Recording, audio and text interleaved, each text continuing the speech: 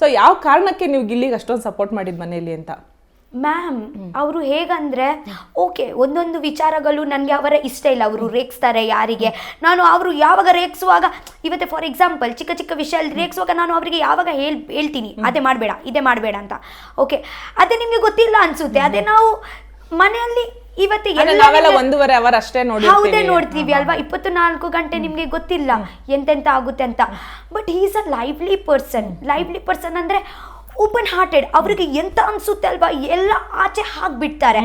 So ನನಗೆ ಎಲ್ಲೋ ಅವರಿಗೆ ನೋಡಿ ಅವರ ಮನಸ್ಸಲ್ಲಿ ಎಂತ ಕಲ್ಮಶ ಇಲ್ಲ ಅಂತ ಅನ್ಕೊಳ್ತೀನಿ. ಮತ್ತೆ ಸಂವೇರ್ ಅವರಿಗೆ ನಾನು ನೋಡುವಾಗ ನಾನೇ ಒಂದು ನಿಮ್ಗೆ ಗೊತ್ತುಂಟಲ್ಲ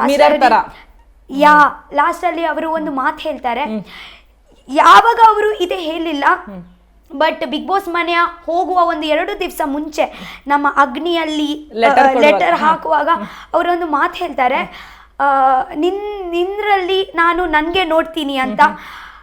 ಇಟ್ ವಾಸ್ ಅ ಬೆಸ್ಟ್. ಅಂದರೆ ನನಗೆ ಇಷ್ಟು ಖುಷಿ ಆಯಿತು ನನಗೆ ಕೂಗ್ಲಿಕ್ಕೆ ಮನಸ್ಸಿತ್ತು. ಬಟ್ ಅಟ್ಲೀಸ್ಟ್ ಅವರ ಮನಸ್ಸಲ್ಲಿ ನಾನು ಆ್ಯಕ್ಚುಲಿ ಎಂತ ಎಕ್ಸ್ಪೆಕ್ಟ್ ಮಾಡಲಿಲ್ಲ ನೀನು ಕೂಡ ಅಷ್ಟೇ ನೀನು ಕೊಡೋ ಅಂತ.